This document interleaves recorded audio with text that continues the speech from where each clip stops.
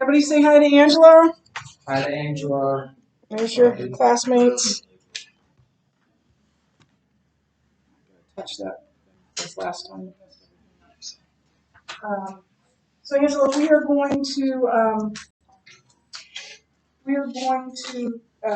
finish reading the introduction. You got your copy of that, so you can follow along with us if you would like.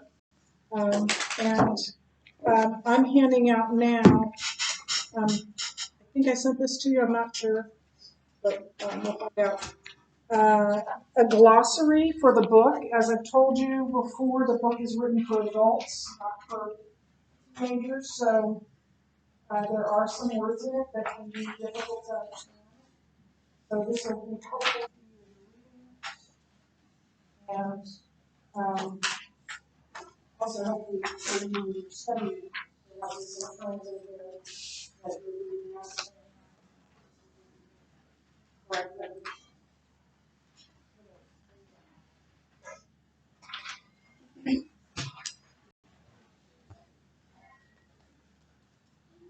And then before I start start with the introduction again. Do you remember when we were reading the first part of the introduction? And they'll come back around to this. They talked about this poem, this story called The Blind Man, Men, and the Elephant. And each man feels a different part of the blind man feels a different part of the elephant and thinks it's something else. This was actually something we used in ninth grade social studies at Miller North. So I'm familiar with this poem. So here is the original version. I'm going to read it to you because they are going to come back to this in the introduction. So it's supposed to be a picture. This is supposed to be a picture of relativism and tolerance, and that's its purpose. It's a poem written in 1800s by John Godfrey Saxe. So here's what it said. It was 6 men of Indostan, so of India, to learning much inclined, who went to see the elephant, though all of them were blind, that each might by observation might satisfy his mind. Figure out what an elephant is. The first approached the elephant, and happening to fall against his broad and sturdy side, at once began to bawl, God bless me, but the elephant is very like a wall. The second feeling of the tusk cried, Ho, what have we here? So very round and smooth and sharp, to me 'tis mighty clear, the wonder of an elephant is very like a spear. The third approached the animal, and happening to take the squirming trunk within his hands, thus boldly up and spake, I see, quoth he, the elephant is very like a snake. The fourth reached out an eager hand, and felt about the knee. What most this wondrous beast is like, is mighty plain, quoth he. 'Tis very clear enough the elephant is very like a tree. The fifth, who chanced to touch the ear, said, Even the blindest man can tell what this resembles most. Deny the fact who can. This marvel of an elephant is very like a fan. The sixth no sooner had begun about the beast to grope, than seizing on the swinging tail that fell within his scope, I see, quoth he, the elephant is very like a rope. And so these men of Indostan disputed loud and long, each in his own opinion exceeding stiff and strong, though each was partly in the right, and all were in the wrong. And so the idea is that truth depends on the person seeing. If you think that is true, then it's true for you. And so then he writes a moral of this. So oft in theologic wars, the disputants, I ween, rail on in utter ignorance of what each other mean, and prate about an elephant not one of them has seen. So, especially in terms of faith claims,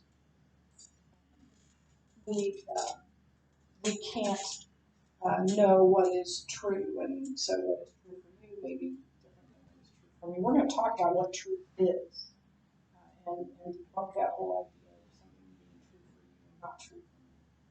But we'll come back to this. I just wanted to plant it in your brains there for a little bit before we do that. So if you would please turn in your books to the introduction.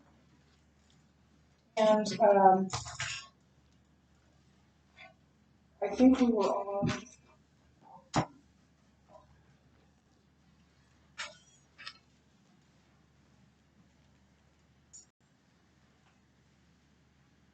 Yeah, I think we're on page 20. Yeah.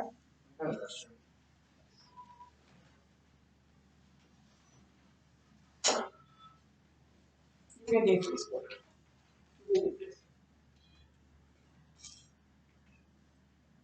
Is that what right? Religion in the box talk?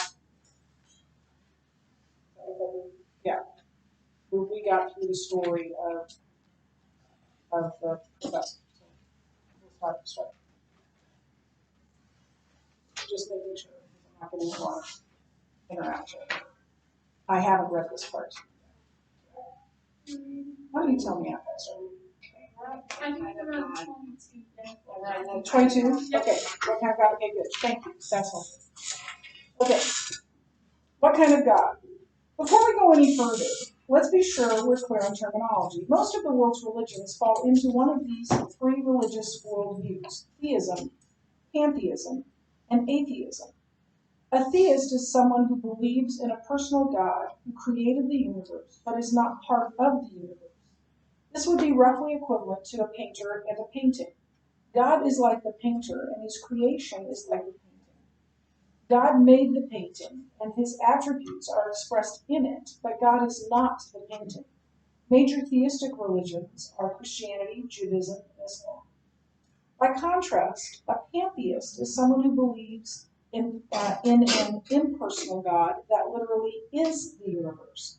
So rather than making the painting, pantheists believe God is the painting. In fact, pantheists believe that God is everything that exists. God is the grass, God is the sky, God is the tree, God is this book, God is you, God is me, etc. Major pantheist religions are of the Eastern variety, such as Hinduism, some forms of Buddhism, and many forms of the New Age religions. So that's different than polytheism. Polytheism is the belief in many gods. Pantheism is the belief that everything is God, or some people believe that everything is a part of God and everything collectively makes up God. Both of those are pantheistic ideas. An atheist, of course, is someone who does not believe in any type of God. To follow our analogy, atheists believe that what looks like a painting has always existed and no one painted it. Religious humanists would fall into this category. Here's an easy way to remember these three religious worldviews. Theism, God made all. Pantheism, God is all. Atheism, no God at all.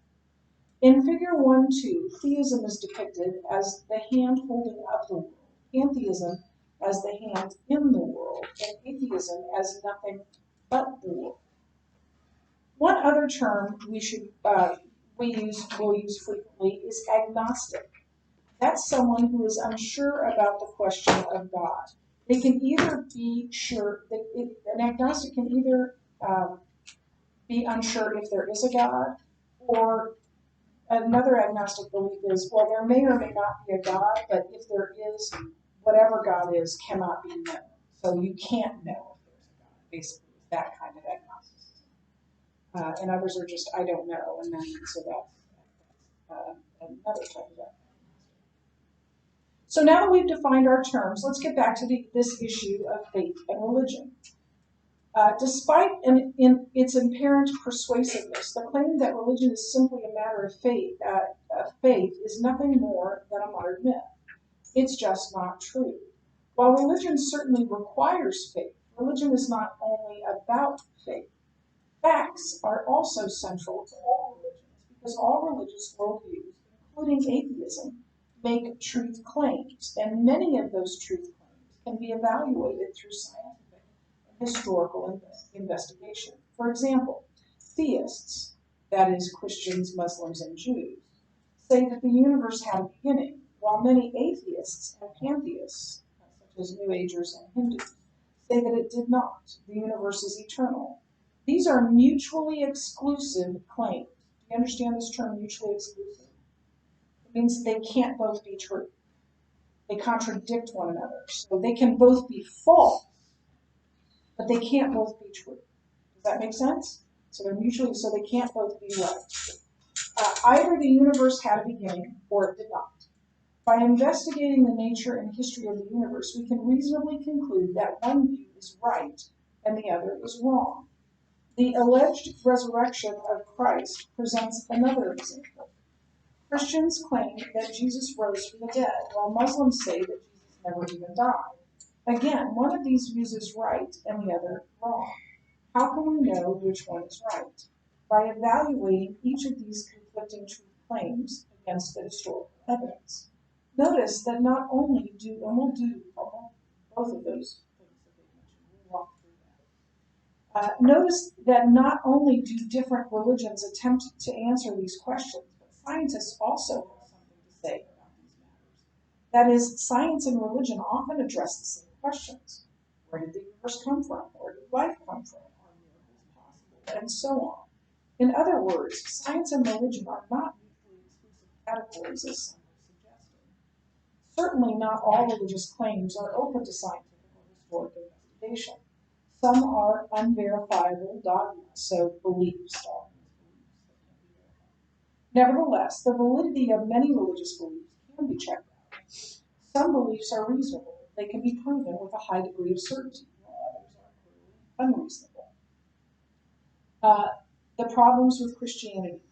Is Christianity reasonable? We believe it is. However, unless one makes a thorough investigation of the evidence with an open mind, belief in Christianity may appear to be problematic. First, there are many perceived intellectual objections, like those mentioned above, the problem of evil and the objections of many scientists. Second, there are emotional obstacles that sometimes obstruct the acceptance of Christianity. Christian exclusivism, in other words, it's the only way to God, the doctrine of hell, and the hypocrisy of Christians are emotional roadblocks to just about everyone. In fact, hypocrisy in the church probably repels people more than any other factor. Someone once said the biggest problem with Christianity is Christians. Finally, there are volitional reasons. What does volitional mean? If you do something of your own volition, what are you doing?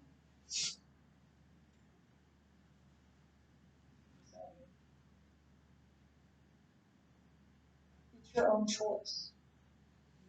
You're willing to, not willing like agreeing to, you're willing, as in having your own will, to do something or to believe something. This is just what I want to believe, and so I believe it.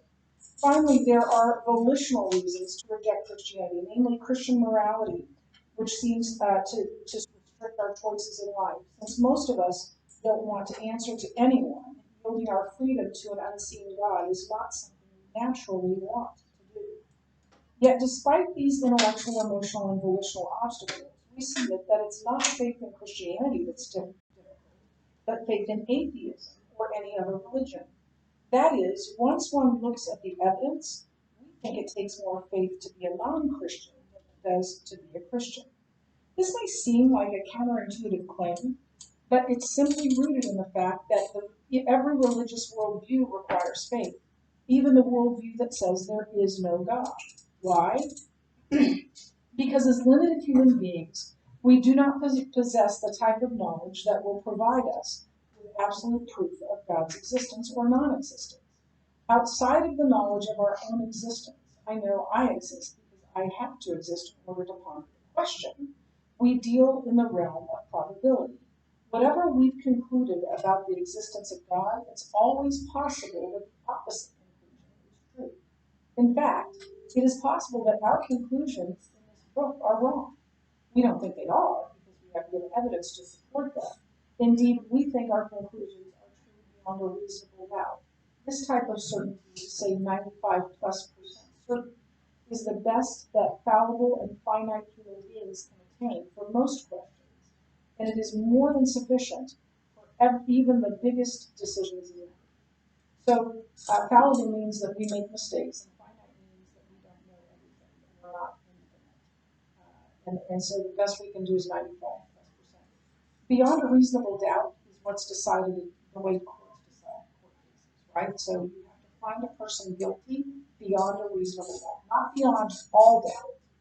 Somebody could come in with some crazy, story of how something happened or didn't happen. But if you look at all the evidence, it isn't just that it's more likely than not, at least in criminal court cases and civil court cases. It has to be reasonable beyond, or it has to be beyond a reasonable doubt. So that's what we're working for. Nevertheless, some faith is required to overcome the possibility that we are wrong. The faith of an atheist. While some faith is required for our conclusions, it's often forgotten that faith is also required to believe any worldview, including atheism and pantheism. We were reminded of this recently when we met an atheist named Barry at one of our seminars. Barry was incredulous that a mutual friend, Steve, had become a Christian. He said, I can't figure Steve out. He claims to be intellectual, but he can't answer all the objections I posed to him about Christianity. He says he doesn't have all the answers because he's new and still learning. I, Frank, said, Barry, it's virtually impossible to know everything about a particular topic, and it's certainly impossible when that topic is an infinite God. So there has to come a point where you realize you have enough information to come to a conclusion, even if unanswered questions remain. Barry agreed, but still didn't realize that he was doing exactly what he was chiding Steve for doing. Barry had decided his view, atheism, was correct, even though he did not have exhaustive information to support it. Did he know for sure there was no God? Had he investigated every argument and evidence for the existence of God? Did he possess exhaustive information on the question of God? Could he answer every objection to atheism? Of course not. Indeed, it would be impossible to do so. Since Barry, like Steve, is dealing in the realm of probability rather than absolute certainty, he has to have a certain amount of faith to believe that God does not exist. Although he claims to be an agnostic, Carl Sagan made an ultimate statement of faith in atheistic materialism when he claimed that the cosmos and all that it is or ever was the cosmos is all that is or ever was or ever will be. So the universe is all there has been. How did he know that for sure? He didn't. How could he? He was a limited human being with limited knowledge. Sagan was operating in the realm of probability, just like Christians are when they say God exists. The question is, who has more evidence to their conclusion? Which conclusion is more reasonable? As we'll see when we look at the evidence, the atheist has to muster a lot more faith than the Christian. You may be thinking the atheist has to muster a lot more faith than the Christian. What possibly could Geisler and Turk mean by that? We mean that the less evidence you have for your position, the more faith you need to believe it, and vice versa. Faith covers a gap in knowledge. And it turns out that atheists have bigger gaps in knowledge because they have far less evidence for their beliefs than Christians have for theirs. In other words, the empirical, forensic, and philosophical evidence strongly supports conclusions consistent with Christianity and inconsistent with atheism. Here are a few examples of that evidence that we'll unpack in the ensuing chapters. We're going to go through all of it thoroughly. First, the scientific evidence overwhelmingly confirms that the universe exploded into being out of nothing. By the way, both atheist scientists and believing scientists agree with this. There's nobody now, except for people who don't know that believe that the universe is infinite, that it had a beginning. That's what Einstein's theory of relativity, that's what that was all about, and we'll talk about that. Either someone created something out of nothing, the Christian view, or no one created something out of nothing, the atheistic view. Which view is more reasonable? The Christian view. Which view requires more faith? The atheistic view. The simplest life form contains the information equivalent of 1,000 encyclopedias. The single-cell amoeba. Christians believe only an intelligent being can create life form containing the equivalent of 1,000 encyclopedias. Atheists believe non-intelligent natural forces can do it. Christians have evidence to support their conclusion. Since atheists don't have any such evidence, their belief requires Third, hundreds of years beforehand, ancient writings foretold the coming of a man who would actually be God. This man God it was foretold would be born in a particular city from a particular bloodline, suffer in a particular way, die at a particular time, and rise from the dead to atone for the sins of the world. Immediately after the predicted time, multiple eyewitnesses proclaimed and later recorded that those predicted events had actually occurred. Those eyewitnesses endured persecution and death when they could have saved themselves by denying the events. Thousands of people in Jerusalem were then converted after seeing or hearing of the events, and this belief swept quickly across the ancient world. Ancient historians and writers allude to or confirm these events, and archaeology corroborates them, confirms them as well. Having seen evidence from creation that God exists, Christians believe these multiple lines of evidence show beyond a reasonable doubt that God had a hand in these events. Atheists must have a lot more faith to explain away the predictions, the eyewitness testimony, the willingness of the eyewitnesses to suffer and die, the origin of the Christian church, and the corroborating testimony of the other writers, archaeological finds, and other evidence that will investigate. Now, perhaps these 3 points have raised in your mind some questions and objections. They should, because we're leaving out a lot of the detail that will impact this throughout the book. The main point for now is that you see that what we mean when we say that every worldview, including atheism, requires some degree of faith. Even skeptics have faith. They have faith that skepticism is true. Likewise, agnostics have faith that agnosticism is true. There are no neutral positions when it comes to beliefs. As Philip Johnson so aptly put it, one who claims to be a skeptic of one set of beliefs is actually a true believer in another set of beliefs. In other words, atheists who are naturally skeptical of Christianity turn out to be true believers in atheism. As we shall see, if they are honest with the evidence, they need a lot more faith to maintain their atheistic beliefs than Christians need to maintain theirs. Discovering the box top. We claim that there is strong evidence supporting Christianity. How will we proceed through this evidence? Since about 1996, we have traveled together around the country and conducted a seminar called The 12 Points That Show Christianity is True. In it, we proceed logically from the question of truth all the way to the conclusion that the Bible is the Word of God. The book generally will follow this same logical 12-point progression. Number 1, truth about reality is knowable. 2, the opposite of true is false. 3, it is true that the theistic God exists. This is evidenced by the beginning of the universe, the cosmological argument, the design of the universe, the teleological and angelic principle, the design of life, the teleological argument, and the moral law, the moral argument. If God exists, then miracles are possible. Miracles can be used to confirm a message from God, i.e., as an act of God to confirm a word from God. The New Testament is historically reliable. This is evidenced by early testimony, eyewitness testimony, and invented authentic testimony. Eyewitnesses who were not deceived. The New Testament says Jesus claimed to be God. Was miraculously confirmed by his fulfillment of many prophecies about himself, his sinless life and miraculous deeds, his prediction and accomplishment of his resurrection. Therefore, Jesus is God. Whatever Jesus, who is God, teaches is true. Jesus taught that the Bible is the Word of God. Therefore, it is true that the Bible is the Word of God, and anything opposed to it is false. This is a logical argument, and we'll talk about it. We'll learn how to make a logical argument as we walk through this. Before we begin presenting this line of reasoning, please note 5 points. First, we are not suggesting that the above points are true by definition.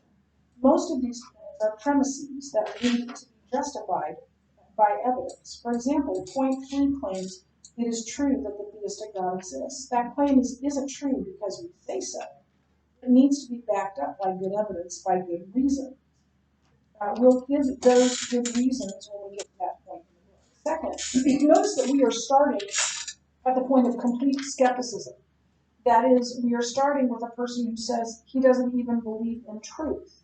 We need to start there because if the prevailing view of the culture is right, that there is no truth, and that is the prevailing view of our culture, then it can't be true. It can't be true that a theistic God exists or that there is a true word from that God. However, if there is truth, and that truth can be known, then we can go on to investigate the truth of God's existence and other points that follow. Miracles are possible, estimates are historically reliable, and so forth. Third, if this line of reasoning is sound, and that's a big if that this book will attempt to show, it necessarily disproves other religions where they differ from the Bible.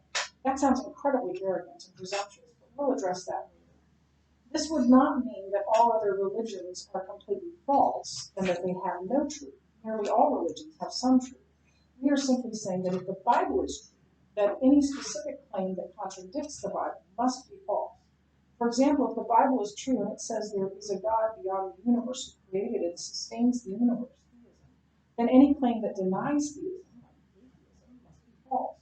Likewise, if the Bible is true and it claims that Jesus rose from the dead, and the Quranic, so Muslim denial of that fact must be false. By the way, the reverse would also be true. If the evidence showed that the Quran was true, then the Bible would be false, wherever it contradicted the Quran. Fourth, we give evidence for Christianity because we ought to live our lives based on truth.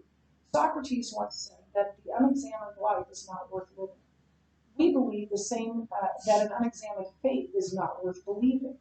Furthermore, contrary to popular opinion, Christians are not supposed to just have faith. Christians are commanded to know what they believe and why they believe it. They are commanded to give answers to those who ask and to demolish arguments against the Christian faith. Since God is reasonable and wants us to use our reason, Christians don't get brownie points for being stupid. In fact, using reason is part of the greatest commandment, which, according to Jesus, is to love the Lord your God with all your heart and with all your soul and with all your mind. Finally, we are often asked, if Christianity has so much evidence behind it, then why don't more people believe it? Our answer? Although we believe the evidence we're about to present shows that the Bible is true, beyond a reasonable doubt, no amount of evidence can compel anyone to believe. Belief requires a set agreement, not only of the mind, but also of the will. While many non-Christians have honest intellectual questions, we have found that many more seem to have a volitional resistance to Christianity. In other words, it's not that they don't have the evidence to believe, it's that they don't want. The greatest atheist, Friedrich Nietzsche, exemplified this type of person. He wrote, if one were to prove this God of the Christians to us, we should be even less able to believe in him.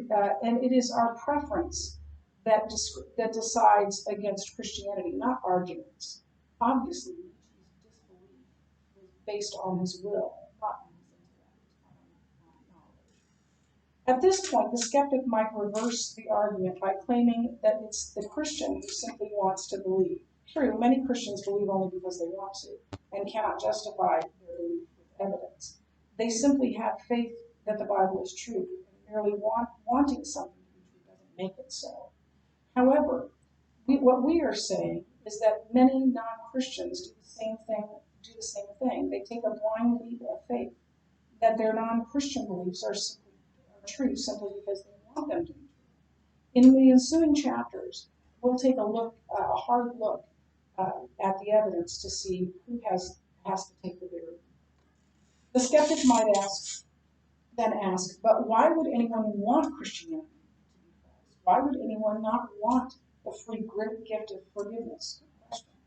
But we think that the answer lies in the volitional factors we touched on earlier. Namely, many believe that accepting the truth of Christianity would require them to change their thinking, plans, priorities, lifestyles, or morals, and they are not quite willing to give up control over their lives in order to make those changes.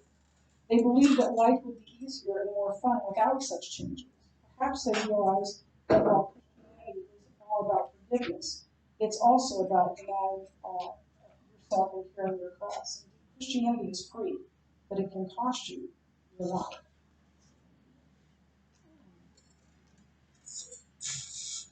There's a difference between proving a proposition and accepting a proposition. We might be able to prove Christianity is true beyond a reasonable doubt, but only you can choose to accept it. Please consider this question to see if you are open to acceptance. If someone could provide reasonable answers to the most significant questions and objections you have about Christianity, reasonable to the point that Christianity seems true beyond a reasonable doubt, would you then become a Christian? Think about that for a moment. If your honest answer is no, then your resistance to Christianity is emotional or volitional, not merely intellectual. No amount of evidence will convince you, because evidence is not what's in your way. You are. In the end, only you know if you are truly open to the evidence of Christianity. One beauty of God's creation is this: if you're not willing to accept Christianity, then you're free to reject it. This freedom to make choices, even the freedom to reject truth, is what makes us moral creatures and enables us to choose our ultimate destiny. This really hits to the heart of why we exist at all, and why God might be as overt, why God might not be as overt in revealing himself to us as we would like. For if the Bible is true, then God has provided each of us with an opportunity to make an eternal choice to either accept him or reject him. And in order to ensure that our choice is truly free, he puts us in an environment that is filled with evidence of his existence, but without his direct presence, a presence so powerful that it could overwhelm our freedom and thus negate our ability to reject him. In other words, God has provided enough evidence in this life to convince anyone willing to believe, yet has left some ambiguity so as not to compel the unwilling. In this way, God gives us the opportunity to either love him or to reject him without violating our freedom. In fact, the purpose of this life is to make that choice freely and without coercion. For love, by definition, must be freely given. It cannot be coerced. That's why C.S. Lewis wrote The Irresistible and Indisputable are the two weapons which the very nature of God's scheme forbids. Forbids him to use, merely to override a human will. His felt presence in any but the faintest and most mitigated degree would certainly do, would be for him useless. He cannot ravish. He cannot force us. He can only be. We hope the evidence we present in this book will, in some small way, lead you to God. Keep in mind that it's not our evidence, it's his. We are simply compiling it in logical order.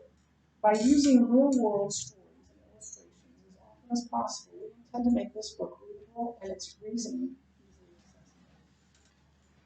As we have seen, many religious truth claims can be investigated and their plausibility, their likelihood, determined. Since all conclusions about such claims are based on probability rather than on absolute certainty, they all, including atheistic claims, require some amount of faith.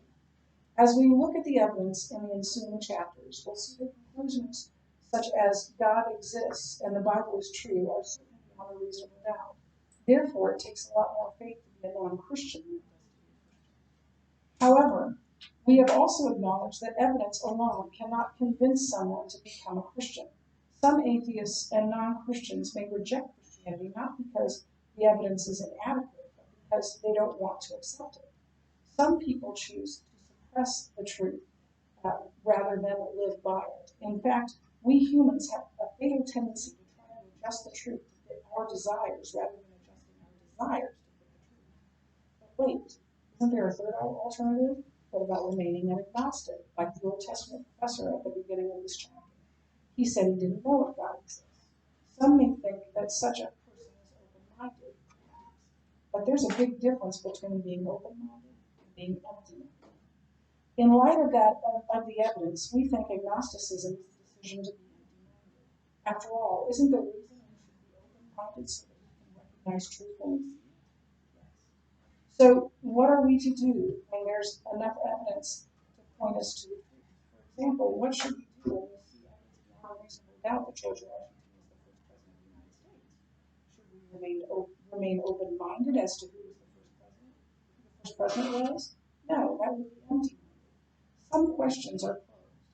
As we'll see, there's enough evidence regarding Christianity to draw a reasonably certain conclusion. As Mortimer Adler observed, our conclusion about God impacts every area of our lives. It is the key to finding unity and diversity in ultimate meaning in life. It is literally the most important question for every human being to address. Fortunately, if our reasoning is correct, we will discover the box top to life's puzzle at the end of our journey. So let's take the first step on that journey. It begins with the question.